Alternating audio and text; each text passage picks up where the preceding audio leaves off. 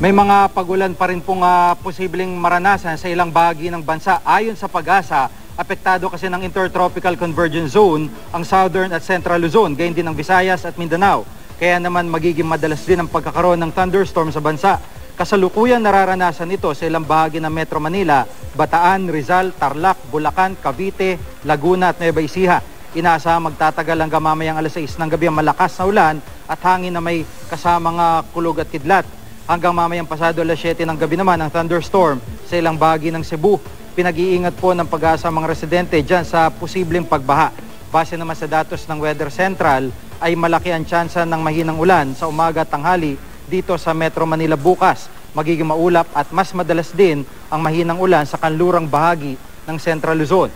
Asahan naman na makulimlim na papawirin sa ilang bahagi ng Southern Luzon habang magiging mas maliwalas naman sa Northern Luzon.